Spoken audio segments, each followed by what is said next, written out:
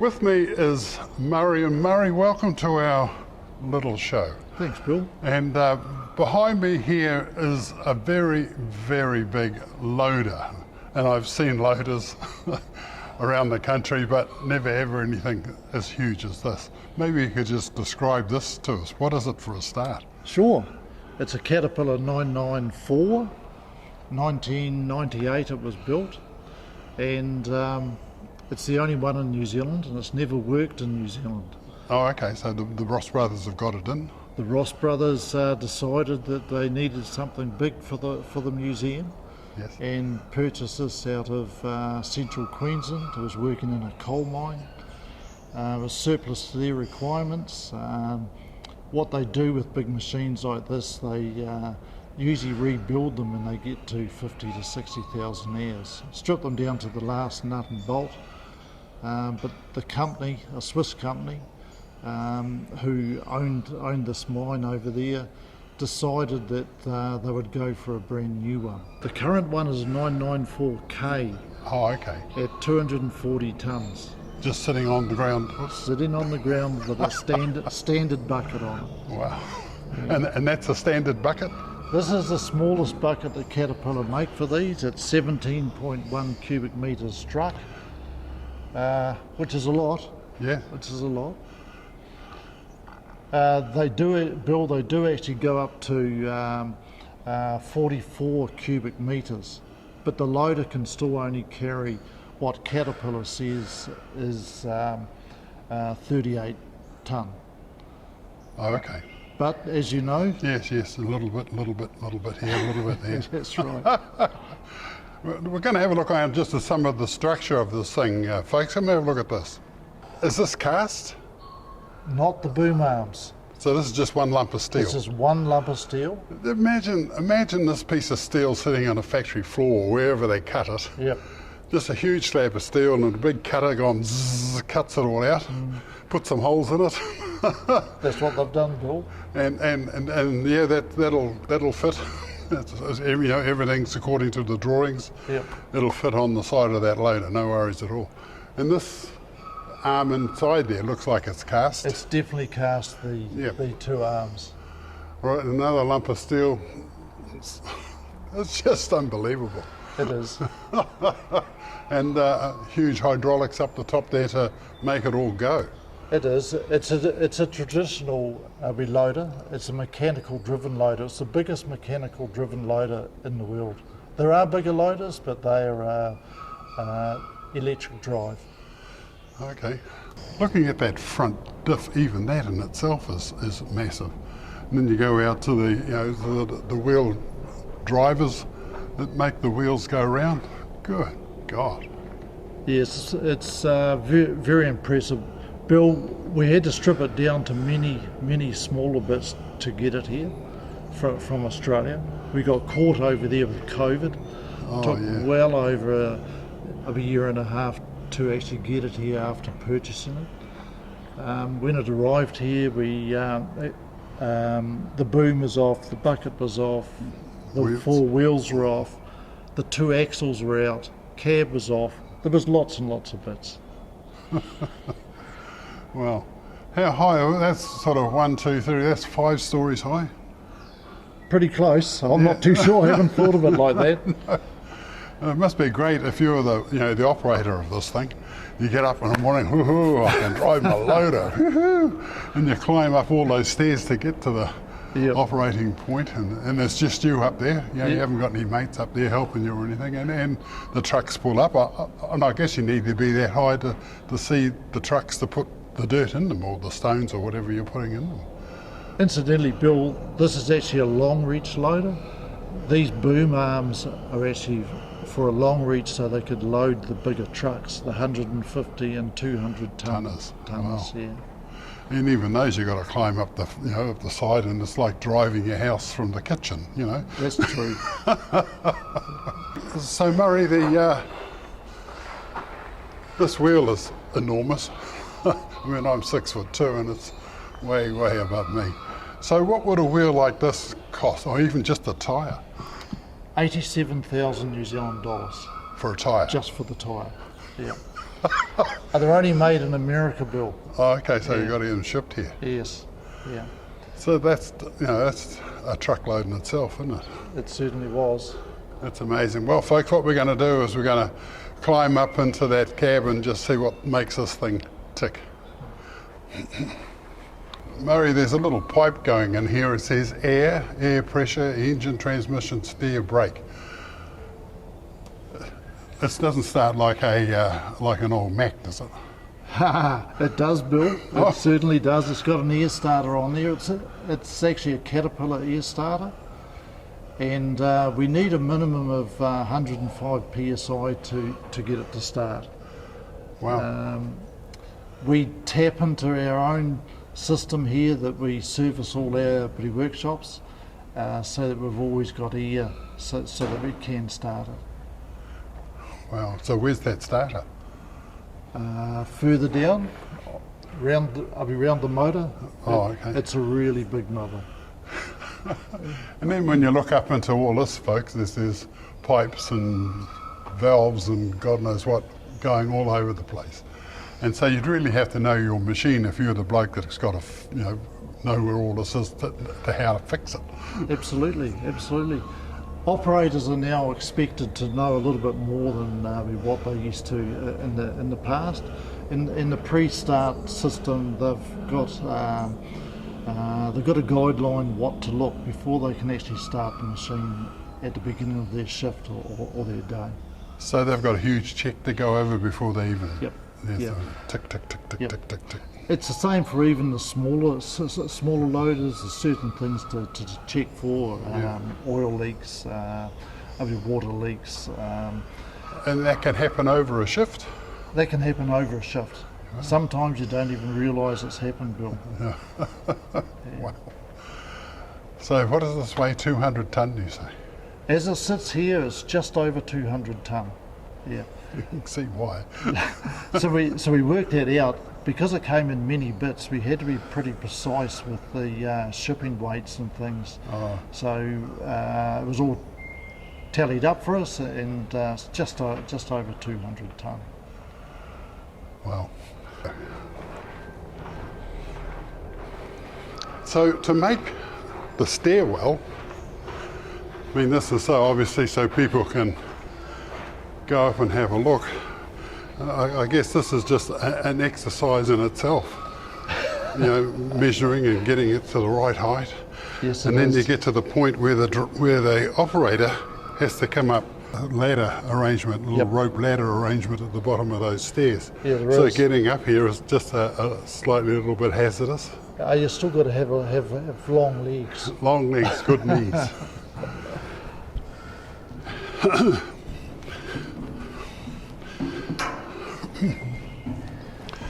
Good God.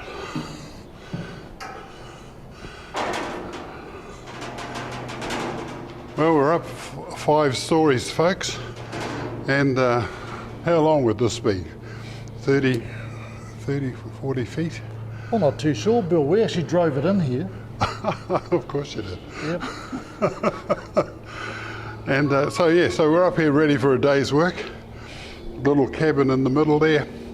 All the view is that way. You don't really worry about what's behind you, I suppose, but That's right. I'm sure you can figure that out. But anyway, come up.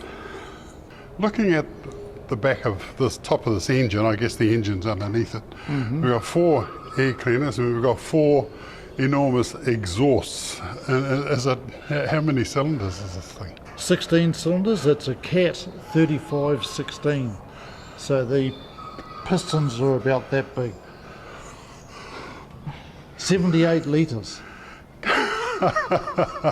So you've got a 4-litre car, you think you're doing all right. That's right. Yeah, try 78. Good God. Yeah. Yeah. So each one of those, there's 4 cylinders feeding each exhaust pipe and each air cleaner system. Yeah, we've got a muffler set up underneath the bonnet there, Bill, and we've got 2. We've got a muffler for each side of the engine and 2 exhausts coming out of that muffler. Right. It's just so you can extract all the exhaust. Right. And she's a little bit of a football field up here, and there's just a acreage. Look at You it. can have a good party here. Yeah, you could. Yeah, absolutely. Little tables and umbrellas and enjoy yourself. Yeah. Let's have a look at that cabin. Well, here I am in the cafe, and it's just like going back to 1950. The chairs of the time, Formica I think it's all called, and the black and white floors. There's Elvis Presley over there, there's a jukebox over there, there's memorabilia behind me, that beautiful montage of cars behind me. There's even an old Dodgem. Remember the Dodgems that they used to show? Boom, boom, boom. Wonderful. And I'm having a big breakfast. It's bacon and eggs. And so if you come here with your group to have a look at the museum, you can sit down and have a wonderful meal before you even start. So look at that. Bacon and eggs, sausages, tomatoes, toast, mushrooms, the whole 9 yards. And a cup of tea to wash it all down. So there you go. When you come here, come and have a meal first and then enjoy yourself in the museum.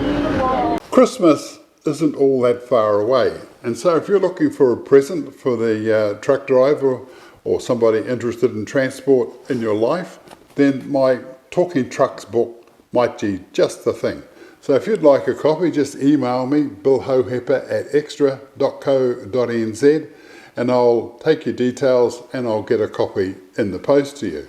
Now this book covers trucks basically heading back from about 1972 to the time they started making vehicles. So a good historical book, and tells you all about the New Zealand transport industry up until about 1972. So for a Christmas present, perfect. Email me, billhohepper@extra.co.nz. Okay, heads in. So you sit, there we go. So you're down. And what you can see is enormous. There's a bucket down there somewhere. And you can see the truck, which will be enormous, but it wouldn't look too bad sitting way up high. You see the truck come in, you lift the loader, you can see where you've got to put everything, so it'll be relatively simple, providing you know and got the knack of the controls. So just looking at this control, and obviously it goes backwards and forwards and up and down. There's a little trigger arrangement. It's got two buttons. Can you just explain this to me? Sure, Bill. This actually replaces the steering wheel. Oh, okay. So normally loaders have a steering wheel here, have the controls. This is joystick steering.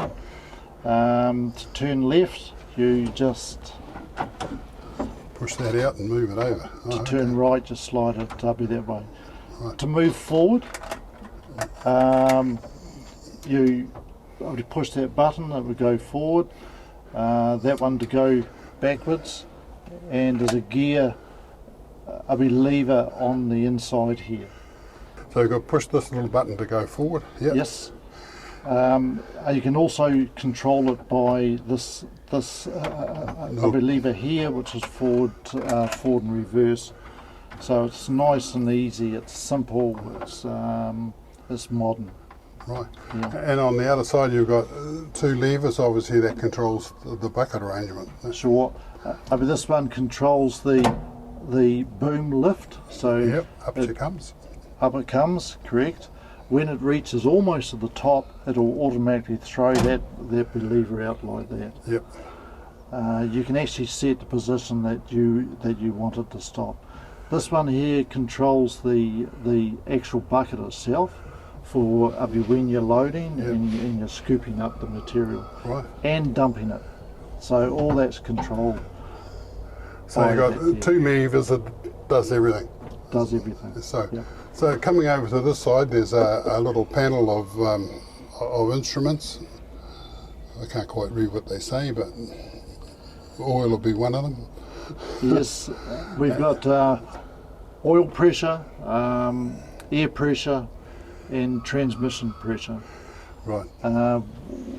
We've got an electronic control here, which gives us feedback from all the sensors right through the machine. Right. And the little numbers, it's not so you can do your sums, is it? No, not quite. I mean, not quite. That gives you access to to actually work the parameters of the reloader. Right, and you've got 3 pedals on the floor plus a dip switch, but the left-hand one, the smaller one? Sure, Bill. The right-hand one is actually the accelerator. Yep. The middle one is brake only. And this, On all wheels? On all wheels, Yep. yes. This one on the left is a brake and also a D clutch, so that as soon as you touch it, it'll throw the transmission out of gear. Oh, okay. Okay, so you use that when you're changing direction. In reality, you should dead stop before you change direction. Sure. Some loaders have got soft shifts in them, but if you touch that left pedal, which is the most common of the 2 brake pedals, it will throw the transmission into neutral. And you've got a big red knob there. Is that to stop it? That's the park brake. Oh, that we okay. set up. You push it in or pull it out. So that overrides any of these controls. Oh, okay. Yeah. Right. And there's the key start? Yes, I've got the key in my pocket. Okay.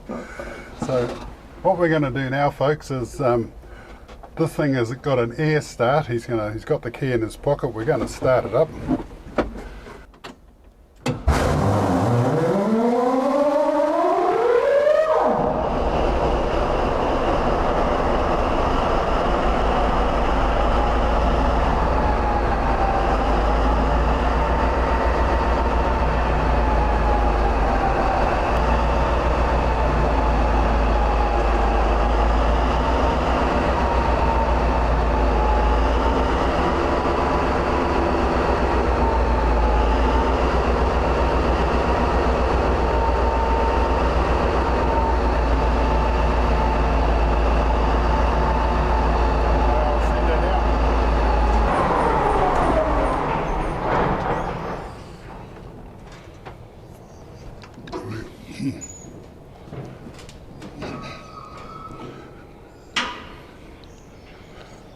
What a hell of a noise that was.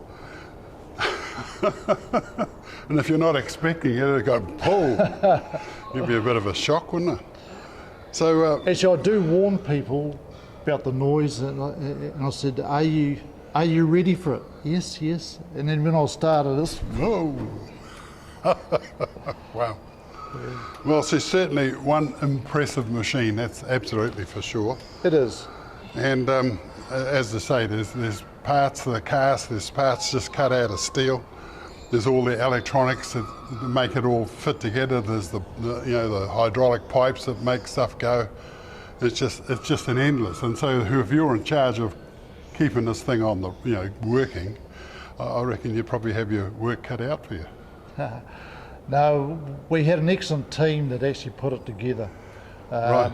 It was a jigsaw puzzle when it first arrived because we haven't worked on these before. No. So we got it going, we drive it backwards and forwards. Have you worked out how we got it in here?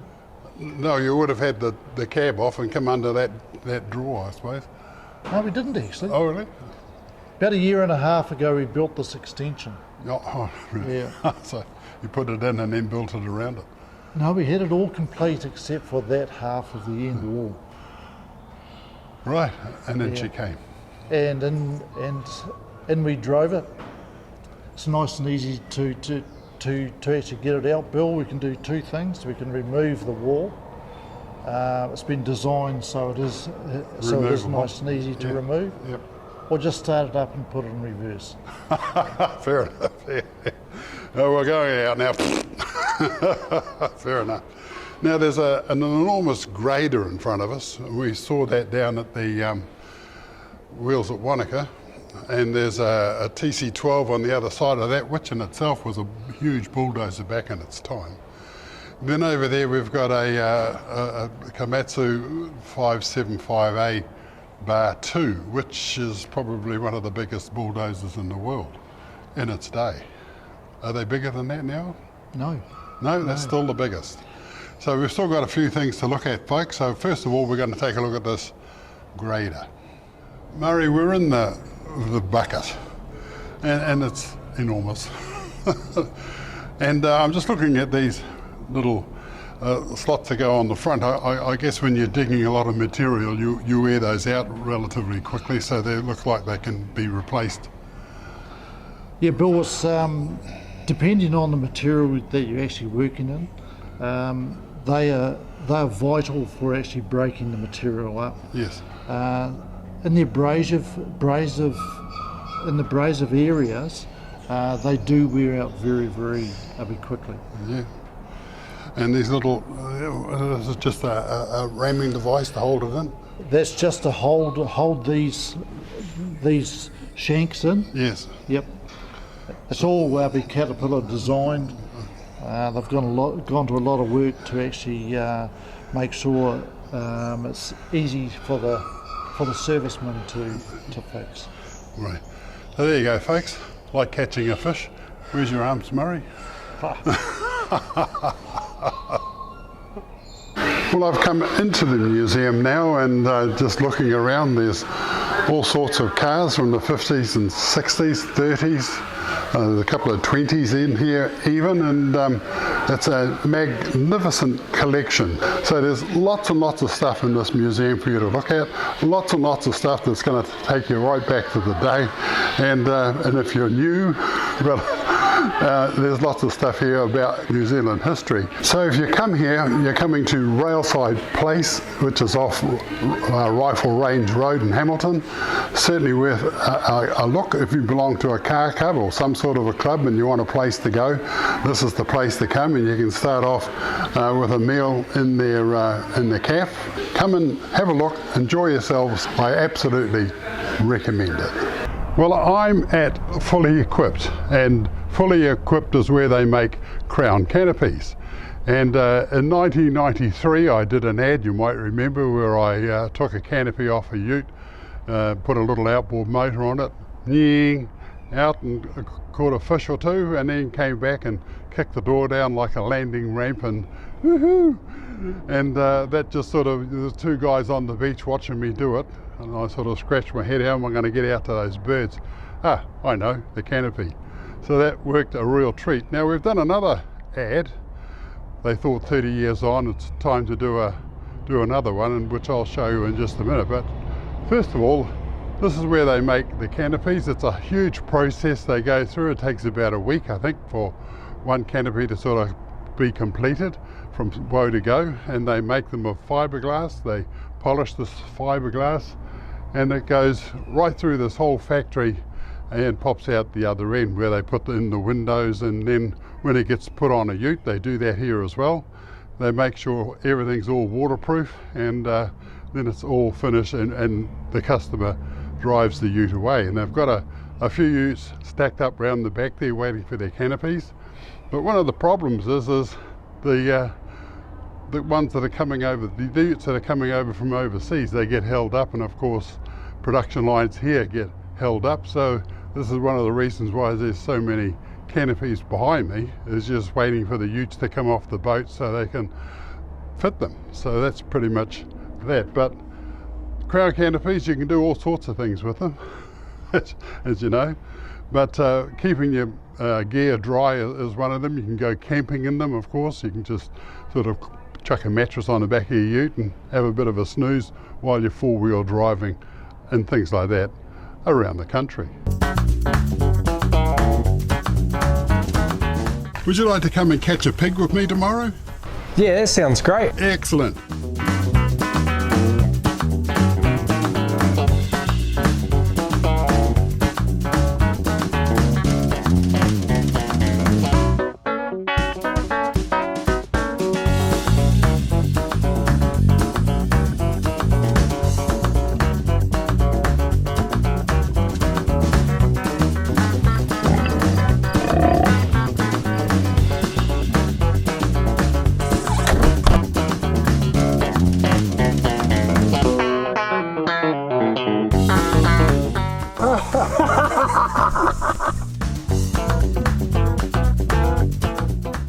Folks, this is a grader, and it's called a Caterpillar 24H.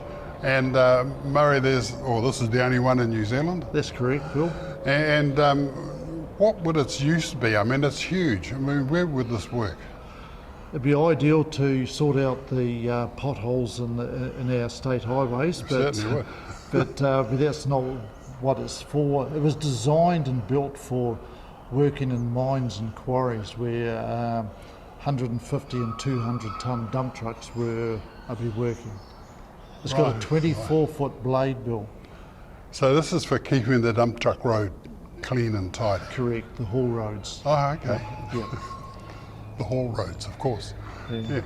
So again, getting up that high once again, looks like it's got all sorts of levers. I can count 1, 2, 3, 4, 5, 6, 7, 8 levers in there to control this blade. So you've got every little knick-knack sorted. Every angle you want, you can do. That's correct. The levers control a lot of things. They can tilt the blade, turn the blade, turn the turntable. There's just lots of things. And this grader can also pivot. Oh, in the middle? So it pivots just behind the cab. Oh, okay. Yep. Wow. It's also got steering wheels, so you can drive it crabways along the haul road if you want. Yeah, if you want. So on a lot of graders we see in what we do, the front wheels actually tilt over as well, which makes it do something better or worse. Yeah, well, this one does as well. Oh, okay. Yeah. It can do everything, Bill, that small graders can. Wow. So this is just totally the haul road, keep it clean, Keep it get clean. on with it. Yeah. I think we should go and have a look up in that cab. Sure. So you want to follow me up? I'll follow you up, yeah. Unlike that loader we just looked at, which has got three controls, does everything. So now we've got 1, 2, 3, 4, 5, 6, 7, 8, 9, 9 levers. A brake device over there, looks like that's the gearbox. Correct. And a couple of emergency things behind you. Yes. An enormous engine that way, and the business end that way. So Every other machine that goes on the haul road has to give way to the grader. grader. It's virtually the same ruling out in every mine in the world. Fine. I remember going around some of those roads on our four-wheel drive tricks, and we're honking along, the dusters are going along behind us, and you go around a sharp corner and whoa, there's the grader. So big slidey stop, and gives you a bit of a wave as he does this gradering thing and passes you by.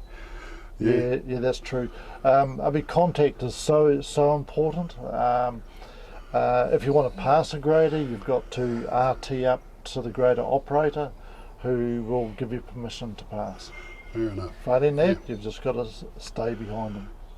We saw this thing operating down at the Wheels at Wanaka event last year, and this year, was it? This year. And it looked absolutely impressive, It was. doing its thing. Yes, amazing.